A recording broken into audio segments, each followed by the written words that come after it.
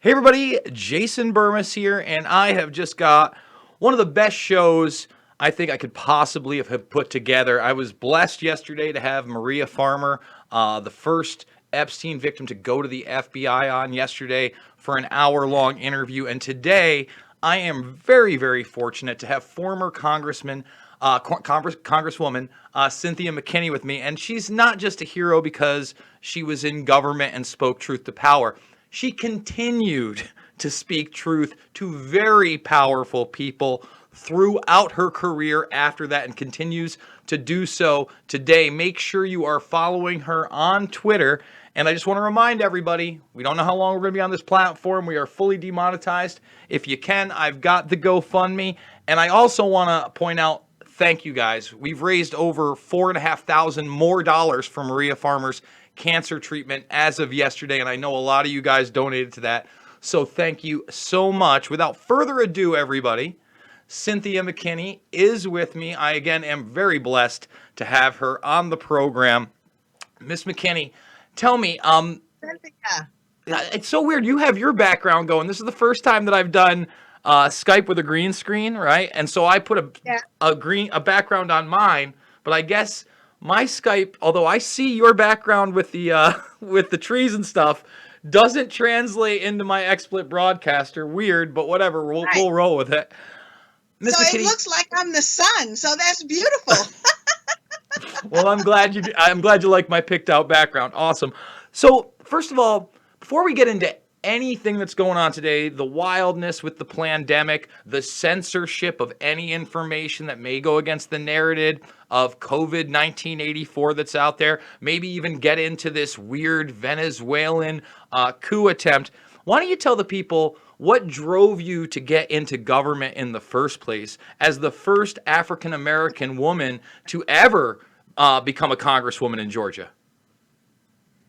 Well, I guess it was just a natural progression because I was born in the era of the civil rights movement. I grew up in the South.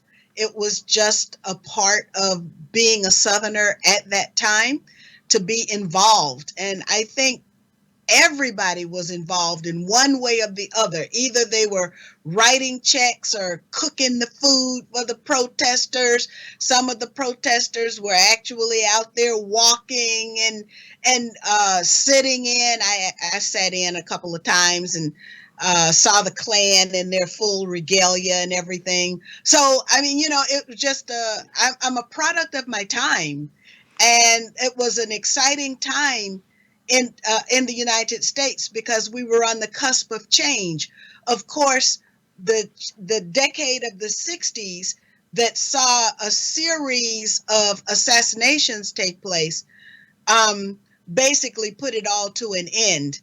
But that was the beginning of my political experience and my political involvement. So I became familiar with you because you were one of the sole voices in all of government to challenge any narrative regarding 9/11. And I just want to take you back briefly to that moment where you not only confronted Donald Rumsfeld on the war games of 9/11, but you also brought up the trafficking of children via DynCorp, which is probably as relevant today as it ever was, as many people were not even awakened to that aspect of the predator class back in those days, even though they might have known a little 9/11 truth and they're like, whoa, trafficking children. And now it seems the roles have almost been reversed. More people are aware of high level human trafficking than they are the truth about 9/11. So tell me about that opportunity and the former Secretary of Defense's response. Well, you see, I was on you could say I was on the prowl.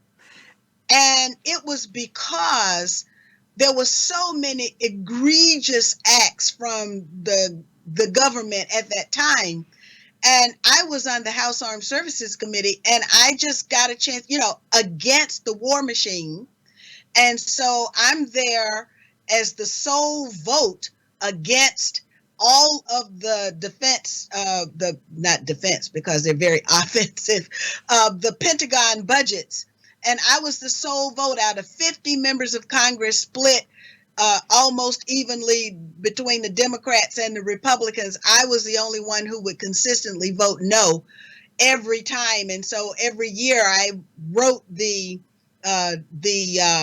dissent, the dissenting voice, as a part of the congressional record. But so there was so many things going on, like, for example, the vaccines that the soldiers were forced to take. Well, the Porton Down, which was a UK biolab, and DynCorp together formed a company called DynPort. And they were responsible for all of the vaccines that the soldiers were taking. Well, it just so happened that the soldiers were having adverse health effects from taking those vaccines, including their children, their offspring being malformed.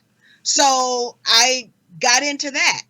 Donald Rumsfeld had come from Gilead Sciences, what we hear a lot about with remdesivir today, and every other word out of Tony Fauci's mouth is Gilead Sciences.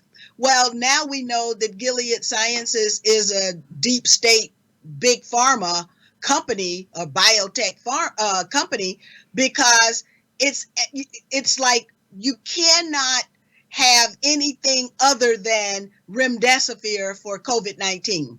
And so it's being just literally thrust on us. But Donald Rumsfeld was there.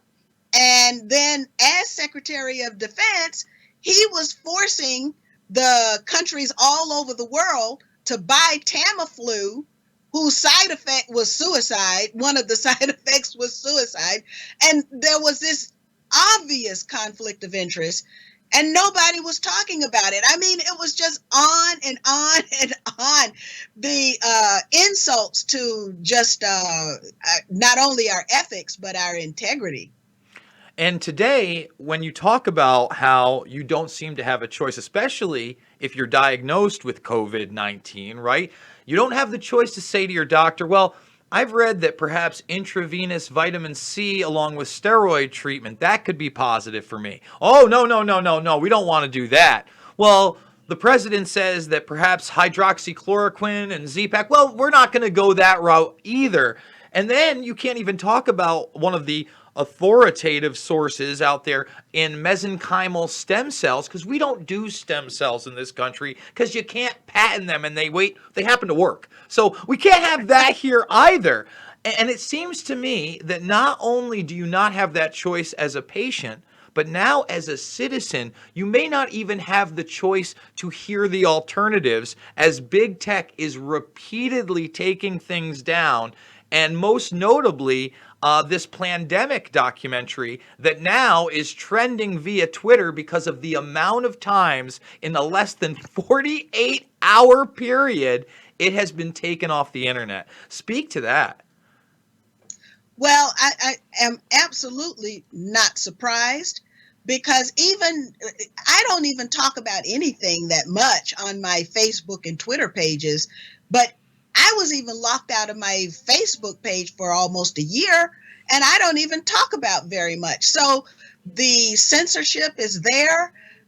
It's heavy, and it's against every aspect of, sharing communication and that sort of thing. And so anyway, I just am glad that we have the opportunity to talk about it, even though our voices are still suppressed. And the funny thing is, yesterday morning, while I was on my way to get coffee, I had a buddy of mine I've known for 20 plus years. He's a local repair guy.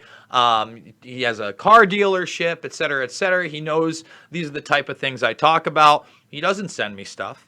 He doesn't ever talk about these things with me. And he sends me the video. And at the time I hadn't seen it. And he asked me, hey, man, is this legit? What's going on?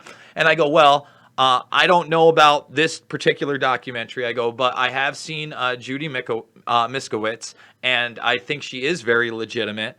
And I also said the only part of the current narrative that's being spun out there is that this definitely came from the lab in Wuhan. I said, look, I don't know whether it did or not, but the evidence that this is a biologically engineered virus is overwhelming. I think a lot of the information is out there that's being put out there in the alternative is good.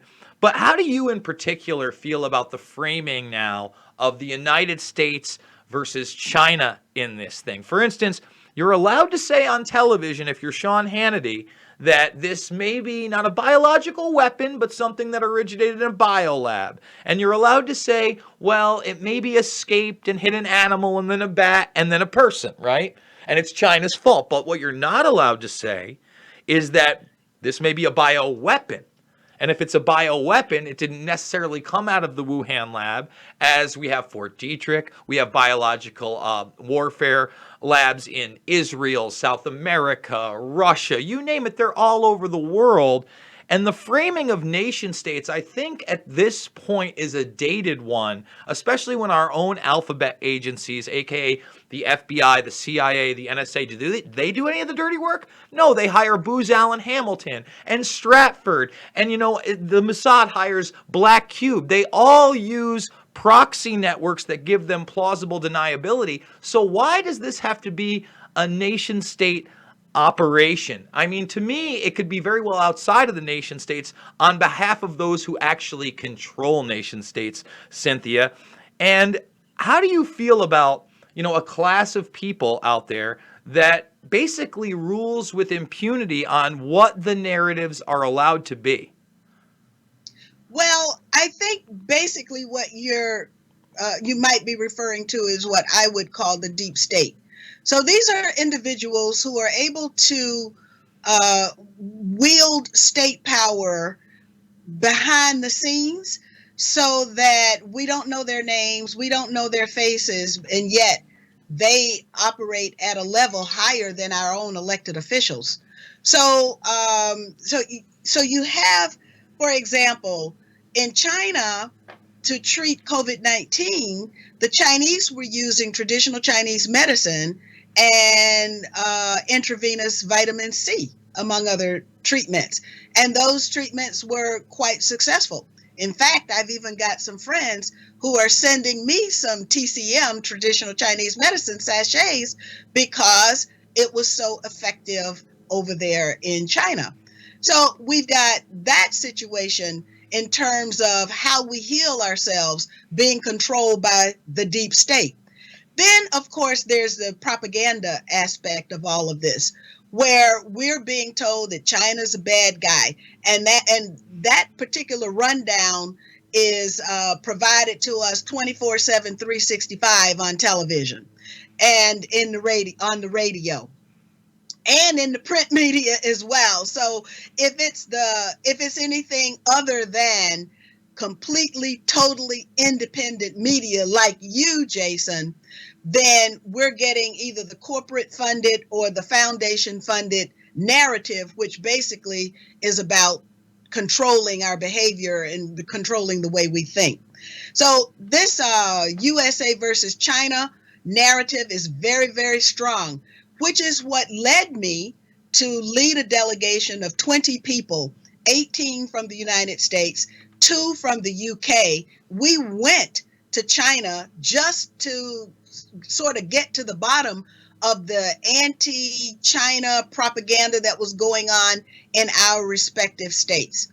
And when we went there, we landed in Beijing, and from Beijing, we went across the country we ended up in Urumqi, which is where the non-Han Muslim majority population live in Xinjiang province. So we traversed the entire country, and then we were able to say, okay, this is our experience, and we began the process of actually recording what our experiences were. Unfortunately, what happened was that the COVID situation, the coronavirus situation became known to us And so by January 10th or so, we were out of China. And by January 20th, China was in a lockdown.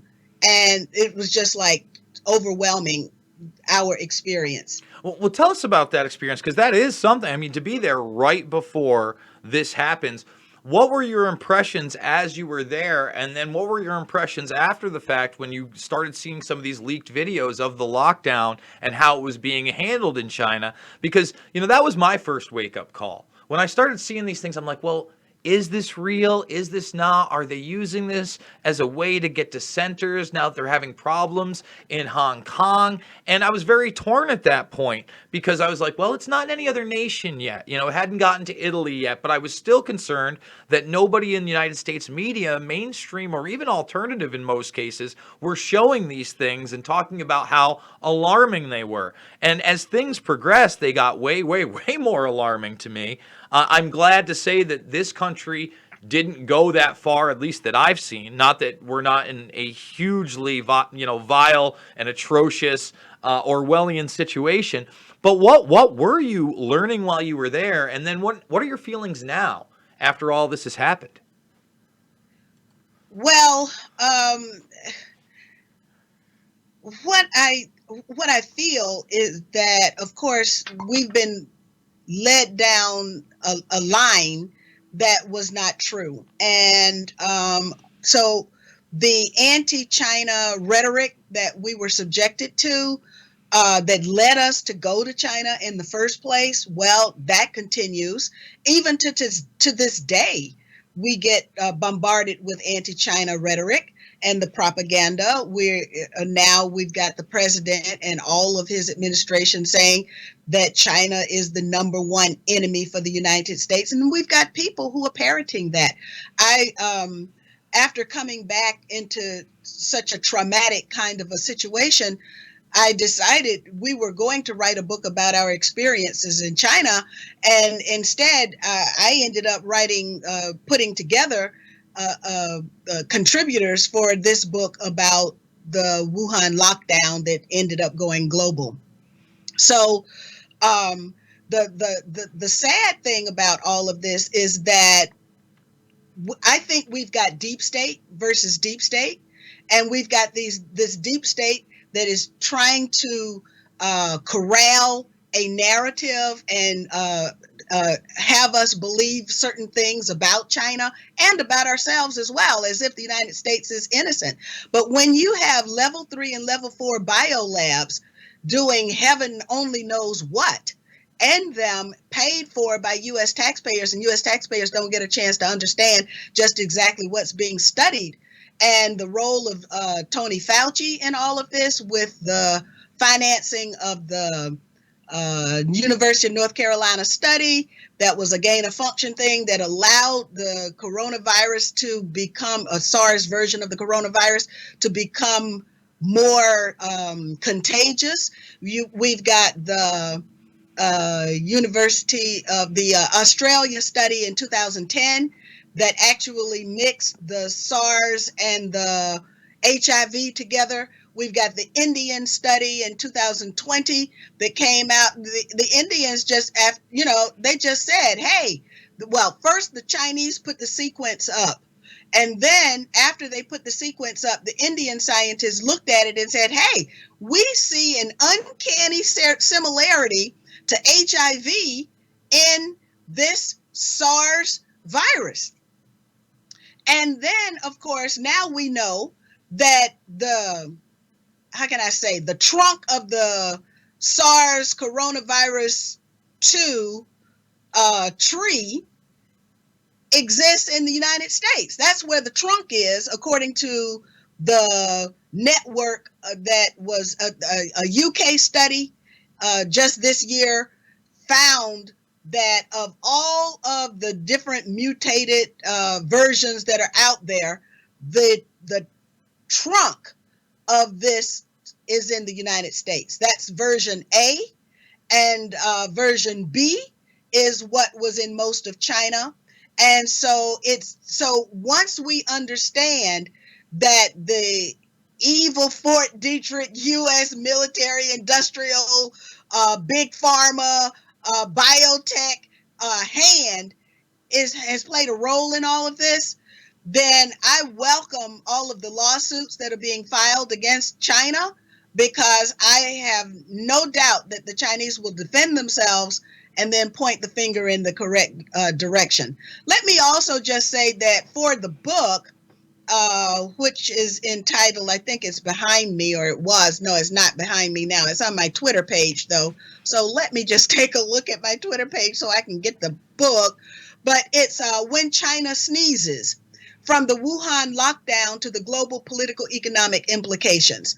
So basically what we're doing is we're starting, even though it's mostly written by PhDs and MDs, basically we're writing this for the general public. So we start off by talking about what is a coronavirus, but then we end up talking about hybrid warfare and biological warfare.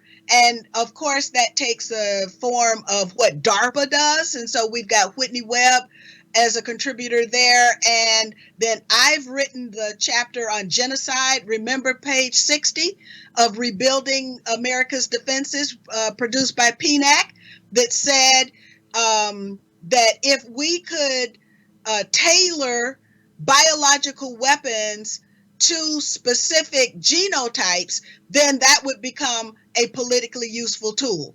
And unfortunately, I have to say that there is the expression of some genetic specificity, or I should say some targeting of specific genetics in SARS coronavirus 2, which is what I discussed in my chapter. Yeah, race-specific bioweapons that were talked about in the Project for a New Yes. American Centuries, Rebuilding America's Defenses, many, many years ago, almost, I believe, in 2000. So basically 20 years ago. There's a few things I want to hit on. While you were talking about that Indian study, we had the 2008 Nobel Prize winner come out a couple weeks ago on a podcast and say, look, they suppressed that. And there's just no way that this HIV sequence in this genome could be inserted without a laboratory, because he was actually being challenged on that it may have been a mutation from an HIV patient themselves. He was like, no, that's not how this works. The media has ignored that. They've ignored the Lancet study. They've ignored anything that would point to this being a bioweapon. Again, they'll say, oh, well, maybe it was something in a bio lab, but it was for a good thing. You know, even the Nobel laureate says, well, they were probably working on a vaccine for HIV and it snuck out and it hit the animal, it hit the pangolin. It's like we live in an alterverse where it didn't come out during Clinton's presidency that they were raging biological warfare in this country against its own people. Many people are familiar with the Tuskegee experiments, sure, but what they're not aware of is that programs through the Department of Energy, organizations like DARPA, dare I say it, do bad things. And one of those bad things the Department of Energy actually did, and you can look this up, in the 1960s in Brooklyn hospitals, they were injecting cancer viruses into terminally retarded children and dying women and men. That is insanity that we never talk about. We don't talk about them spraying cadmium sulfite on unknowing and unwilling populations in St. Louis and beyond in this country, and that's something that didn't happen 100 years ago. That's something that we know happened in the 50s and 60s, and we used Agent Orange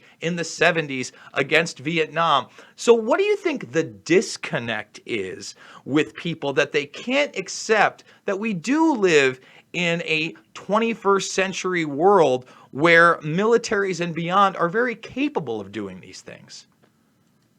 Well, I would just like to remind people in the U.S. and people around the world who have been victimized by U.S. behaviors is that the U.S. has deployed atomic, biological, and chemical weapons. Any kind of weapon that has been created, the United States has used them. And so if we look at this, I touch on this a little bit in my chapter about how the United States just lied and lied and lied and said that they had not used biological, well, at that time, it's called germ warfare, that they had not used germ warfare against Korea and China in the Korean War. But of course, later on, there was an international scientific commission that was created that went and saw on the ground exactly what happened in both China and in Korea, in the northern part of Korea. And so the United States did use those weapons there, and did use like plague in. So there's nothing that the U.S. military, industrial, big tech, biotech will not use and will not do to further a political agenda. We should also know that there's no patient zero and there's no ground zero yet, despite what everyone is saying about, well, it was in March that we had our first case. That's not true. And so there was, again, it's the same phenomenon that takes place where you don't answer the question, is it incompetence or is it intentionality? And with September 11th, they claimed that it was incompetence. But of course, we know that this was intentional incompetence because nobody was punished, nobody was fired, nobody was prosecuted, and yet 9/11 continues to be used as justification for killing more and more people all over the planet. So, again, we can ask the question: is it intentional that, for example, in Seattle, the FDA and the CDC did not want to perform tests? Well, in the first place, what are the tests testing? That's another question, though. I mean, we don't even know what the tests are testing. But they had no desire whatsoever to even test the patients at the nursing home in Washington State. Why?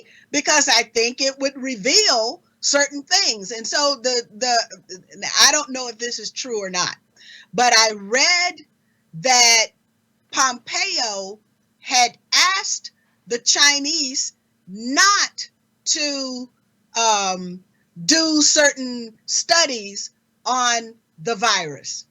But the Chinese have already done enough studies on SARS and MERS to understand exactly this selectivity of certain viruses. And it's that selectivity that I think we are now experiencing in the United States. So yes, when you say, can they produce a race-specific virus? Yes, they can. And in fact, if you listen to Dr. Judy Mikovits, what she says is that the different racial groupings had already been sequenced out a long time ago. So they've got it all. And all of these Black people who wanted to know where they came from, Black people in the United States who wanted to know where they came from, because of course, we don't know where we come from beyond, I'm from the United States, but we don't know beyond that. So they willingly and readily gave their DNA. We also know that the United States was stealing DNA from the Chinese at the border. And so much so that the Chinese were even asking them, you got to stop stealing the DNA. The Russians, the U.S. was stealing DNA from the Russian people. So they probably have all of these different ethnicities already all mapped out. We know that the Israelis wanted a brown bomb so they could get rid of the Palestinians. The Afrikaners in South Africa wanted a black bomb so they could get rid of the Africans. And the United States is no better than Israel and apartheid South Africa. It's the same, sort of the same kind of way of living and way of thinking. So at least in the deep state. what I really am uh, uh, not just grateful, but I'm noticing that despite whatever evil intentions lurk within the virus and the disease, those evil intentions don't lurk within the people who are on the front lines, who are taking care of the sick people in this country.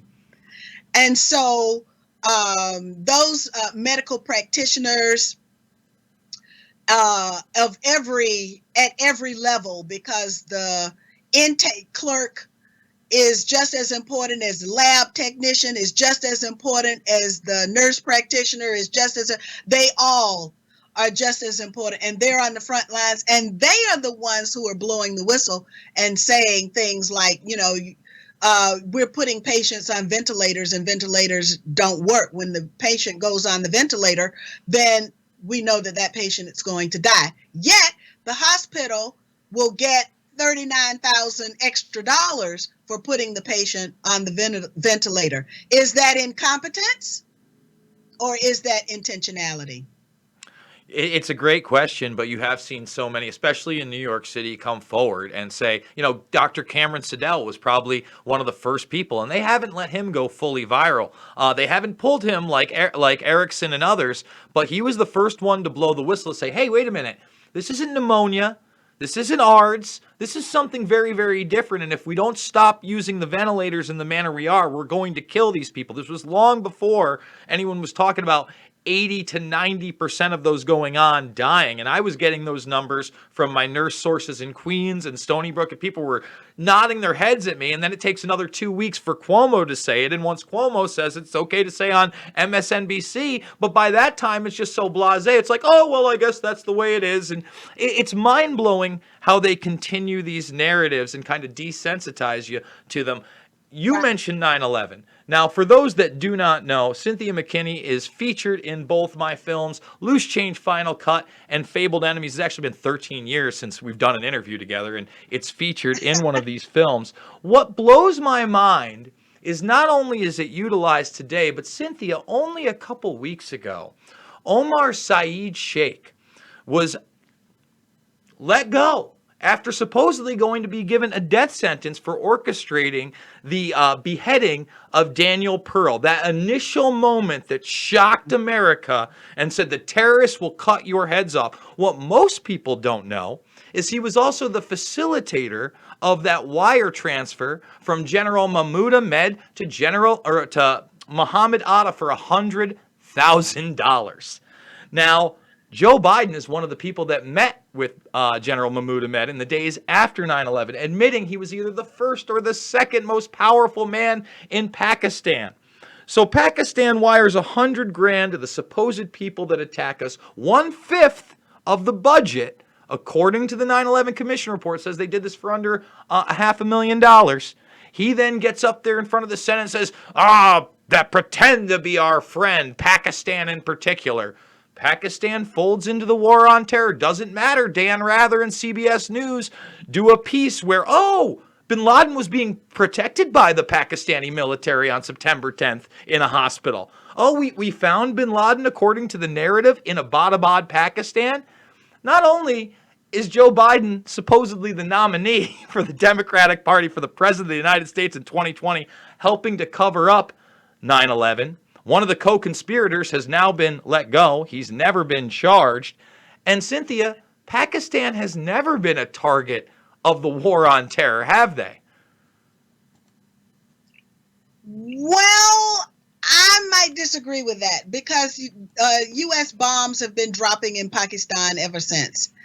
And so Pakistan might have been a target in the war on terror, not because of terror, but because of geostrategy. I get that. So you're saying that although they weren't ever put on the list, they still, got their bombardments, their drone bombs. It's just been kept quiet by the mainstream media. And they're forced to play. Yeah. And they're forced to kind of play nice with us throughout this whole thing because, occasionally we hear about very rarely now, but Afghanistan, Iraq, and sometimes Syria. Syria, not as much anymore, especially with their narrative falling apart with those OPCW leaks coming out of WikiLeaks that nobody wanted to talk about but Tucker Carlson. Where is that? Where is the war on terror? What do you think happens Well, with that during it this? was always a war of terror anyway. And so we had at least some monumental change in the leadership in Pakistan when Imran Khan was elected, because his whole campaign, after having been denied the first time around, his whole campaign was stop bombing our people. And this was not a message that the United States was ready to receive. But then the United States allowed, I guess you could say, him to be elected. And then, of course, that kind of went in with the Trump narrative of let's bring our soldiers home, and let's focus on something else. Well, unfortunately, every time Trump says something like let's bring our soldiers home, or let's demand more of NATO. I demand, that NATO disband, but that's a different thing. But anything to jostle with the status quo, then who raises their voices except the Democrats and the Republicans together, who are these deep state operatives? So, they are probably, they're not the operatives, but they are the beneficiaries of the deep state operatives. And that is the problem. So, for example, if you wanted to look at, I've thought about, but I was at 18,000 words in my chapter on genocide, and so I couldn't go any further. But what I wanted to do in this China Sneezes book was to apply the Peter Dale Scott template of how do you know when you're in the midst of, or when you're watching a deep state operation, a deep event. And Dr. Peter Dale Scott has a template. One of the aspects of his template involves the ready-made narrative. And that's what you and I are objecting to now. And that is that there's a ready-made narrative for vaccines. There's a ready-made narrative for which drug is an acceptable drug. There's a ready-made narrative when the Chinese said, well, it was the U.S. soldiers who brought it over to us. Then, there's a ready-made narrative for that. One of the second aspects that Peter Dale Scott advises us to look at is there a policy change that will come after this? For example, when the PNAC guys wrote about the need for a new Pearl Harbor. So is this of that caliber such that you can usher in changes in public policy that would never be acceptable without this event taking place? And again, it looks like, it looks very much like we're trying to get universal vaccination. We're trying to get ID 2020. This track and trace thing, so that people can knock on your door and take your blood. I mean, all of these things would not be possible were it not for what I now have to conclude is a deep state operation, with starting with the Wuhan lockdown, but ending with a global lockdown. I want to go back to where you were talking about Trump saying, hey, it's time to leave Syria. He says it again. He says it a third time. And then all of a sudden, we have this supposed chemical attack in Duma. However, then in October, WikiLeaks, an organization that has been really persecuted beyond any other, publishes documents despite the fact Assange isn't around. And they're very important documents that show there was no chemical attack in Duma. Those that were paying attention knew right away when one of the children that was in the video was A-OK. 2 days later, Pearson Sharp was walking through the village, live on camera saying, well, no one seems to say that there was an attack here, chemical or otherwise. I can't get one eyewitness. I went into the hospital. They said a bunch of kids had water thrown on them and someone came in with a camera for a couple minutes of chaos. Mainstream media ignored all of that. Then they ignored the dumps in October, in November, in December, okay? Trump never, ever talks about those things. And then, not only does the mainstream media ignore those documents, but they have hearings at the United Nations where representatives come forward and say, I don't want to be called a whistleblower. We tried to go through the correct channels and tell people exactly what happened in these papers. And then when the published report came out, we also protested, and that's where these emails were coming from. And instead of a president with the ability to come out to the American public and say, I was misled by my entire military-industrial complex. Pompeo lied to me, Bolton lied to me, Mattis lied to me, I'm going to fire them all. He not only placates to them, but then he endorses the document behind me that has gotten no mainstream media coverage. And I just want to read this one segment. This is the Counterintelligence 2020 to 2022 document, where it says, other state adversaries such as Cuba, Iran, North Korea, non-state actors as Lebanese Hezbollah, ISIS, and Al-Qaeda, as well as transnational criminal organizations and ideologically motivated entities such as hacktivists, leaktivists, and what? Public disclosure organizations, aka Wikileaks or anyone like them, also pose significant threats. And this is signed off on by Donald Trump right here. It's right here. And this is a document that basically gives them carte blanche to go over anybody who's ideologically motivated, put them in the category of Al-Qaeda, of terrorism, of a rogue nation state. A leaktivist? That's not a term. A hacktivist? That's not a term. And with this illegal indictment of Assange, what do they want you to believe? That he's some kind of a cyber terrorist hacker. And that narrative is anything but true.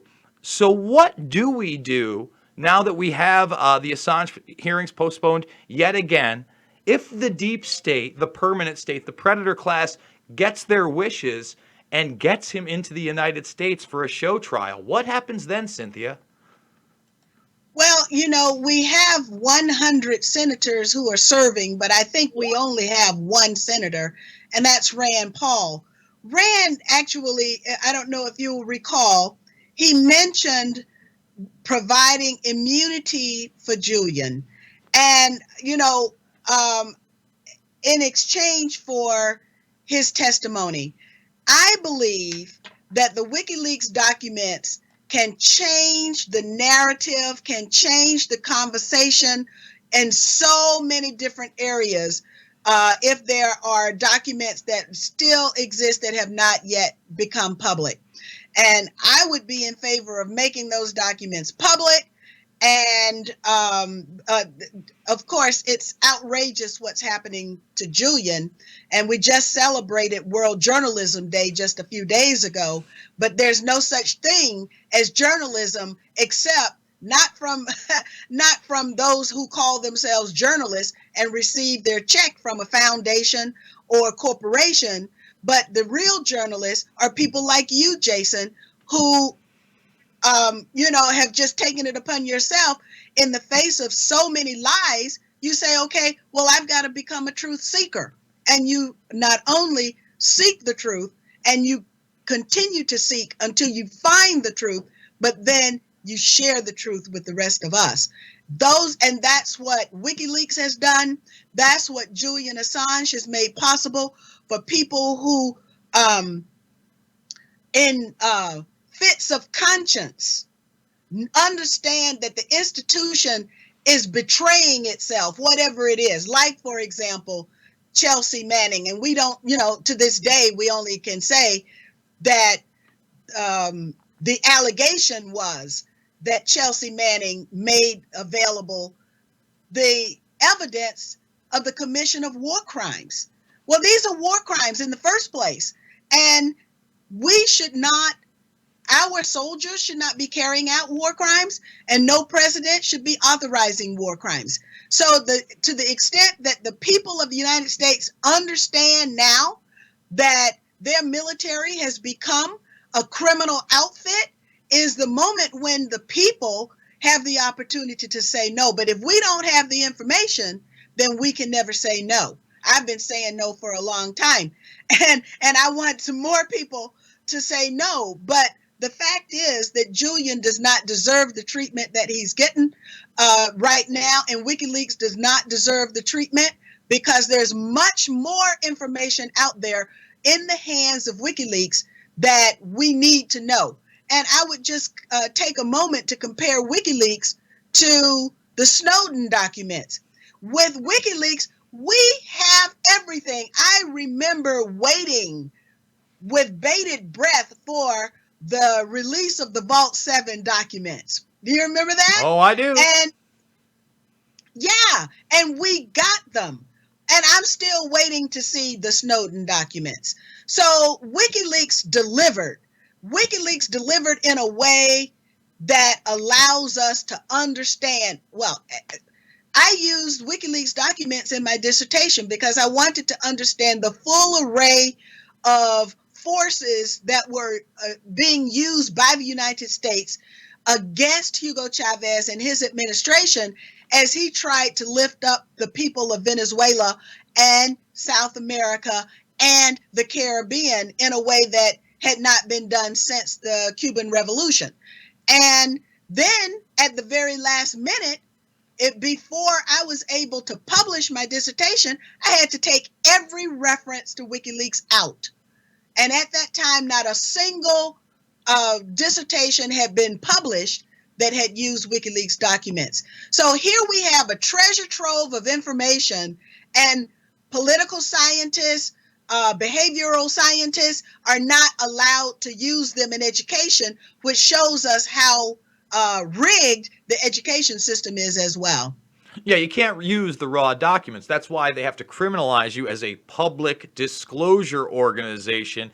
Yet, we're supposed to have free speech. We're supposed to have accountability. The Constitution has the judicial, the executive, and the legislative branches. Why? That's checks and balances. Instead, we now have an executive branch that has gone far beyond what the president even is and isn't even privy to. And I knew that Donald Trump wasn't really going to be able to deliver when he promised us the JFK documents. And then we waited a few days, and some of them got released. But he said, 6 months from now, I swear we're going to do it. We're going to release the documents. And he couldn't do it 6 months later. He released a few more. There were some gems in there. There was actually, for those that don't know, the original report that nobody has ever seen, the 800-page report on the ground, is by a guy named Warren C. DeBruy. And I was able to track that down from an old FBI trade book, basically, that revealed who this guy was and how he was essentially Oswald's handler, followed him over from New Orleans into Dallas, was there in Dallas that day, and was given the job by the FBI of that initial investigation. Guess how many of those 800 pages were in the dumps of Donald Trump? 0. None. No one even has seen those documents, yet they are confirmed to exist. So if you thought he was going to be able to take on the deep state successfully today in 2020, he couldn't reveal the deep state from 1963. And that is a huge issue. I want to double back because you just mentioned Venezuela. Now, at the time, Chavez had the cojones enough to stand in front of the United Nations after George Bush stood there and said, "This podium smells of sulfur because Satan himself has stood here." Now we're in 2020, and we have this very, very odd scenario of not only warmongering against Venezuela during this odd time of COVID-1984, but what appears to be a yo bro party like imitation of the Bay of Pigs of two people that are supposedly ex-Green Berets, 300 ragtag soldiers being caught before they can even get to the shore. What is your take on this? What I mean, there's a lot to spin around here. There's already been video of the guy behind Trump at a rally. They're saying he's provided security for him. Pompeo's denying it. He's saying, well, if we did it, we would have done it more hardcore. In the beginning of this program, we talked about how these agencies often use proxy networks. With so much disinformation, misinformation out there, what do you make about what's going on in Venezuela right now? Well, I don't think the U.S. policy toward the Bolivarian revolution has changed one bit.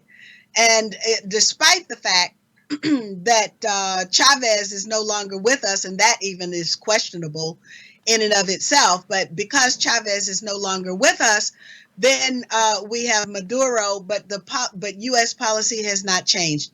The United States is just against countries having access to their own resources and using those resources in a way with self-determination that benefits their own people. So we have a criminal elite that are out to steal the resources from any country that will allow them to do so. And Venezuela is fighting back. And there are many people inside the United States who are also fighting back. And I think it's a testimony to the combination of people inside and outside of the United States and the Venezuelan people themselves that the United States has not yet won, and that Guaido is just an assumed president, but is not the actual president of Venezuela. Yeah, how did he become president? Like when did the United States just decide that some guy that comes to Washington, oh, no, he's the guy. He's the duly elected leader. I'm like, where is this coming from? But then again, most people in the United States I don't think they'd get close to Venezuela on a map. They might not even pick South America. I don't know. Maybe I'm wrong. Maybe I'm wrong. Maybe they'll pick it out. I doubt it. Cynthia, it's been almost...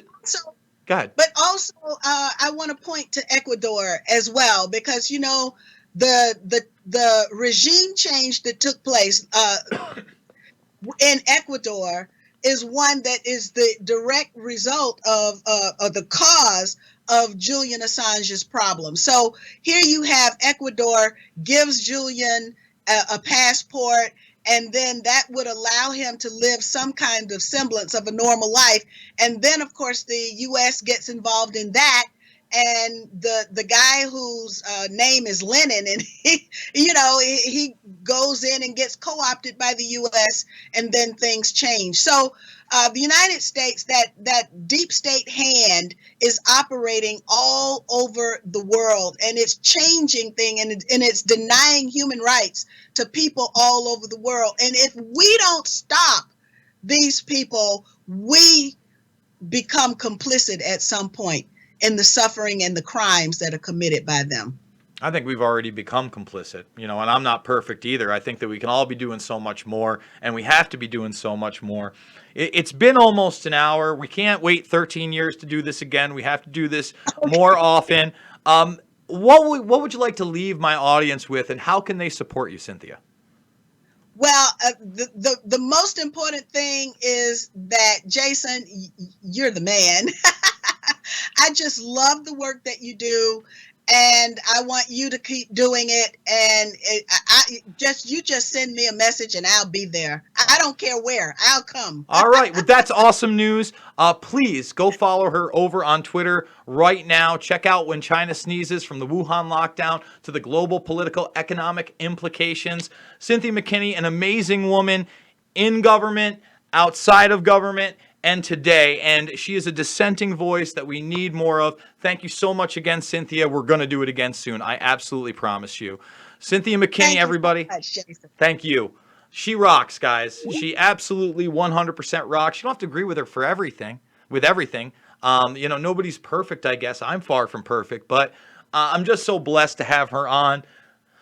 Folks, if you enjoy independent media, if you like what I do, I try to do it 3 to 7 times a day here. This is the first time we published here, but that's because I did the Ripple Effect podcast with Ricky Varandas. He'll be putting that out soon. I put that up exclusively over at Rockfin as well as kind of a precursor to him putting it out there. So if you're a premium Rockfin subscriber, you can go check that out right now. Oh, why didn't that go over?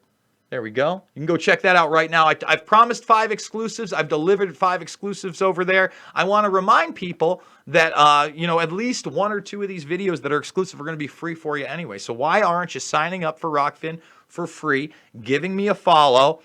This Saturday on the Ben Askren Rockfin, myself and Front Row Brian will be doing a live fight companion for UFC 249. Yes, I like sports. I know. Activism in sports, it's crazy. It's nutty. But I like that stuff, and we're going to be doing that, hopefully reaching a bigger audience, a sports audience. Just talking to Ben Askren via text, I think we're going to be talking about a lot of things other than MMA, and hopefully bringing people into the information. That is what is important. I'm on Minds. This is yet another platform that we can help share real information that I don't fear being censored on. Later on tonight, we're going to do a live Ask Me Anything as I reapply for YouTube monetization and hope I don't get pulled altogether, but you never know. So again, $5, $10, $15, it means the world to me. I'm going to say thank you again to my audience for donating to Maria Farmer's GoFundMe. She's battling brain cancer, for God's sakes. And this woman, she gave an explosive interview yesterday, and we are all praying for her and have her in our thoughts and prayers. So Maria, I want to say thank you to you. I want to say thank you again to Cynthia McKinney. I want to say thank you to all of you out there that are sharing these interviews, sharing this information, and making it all possible here at the Burmese Brigade. So I love you guys, and I will see you all on the flip side.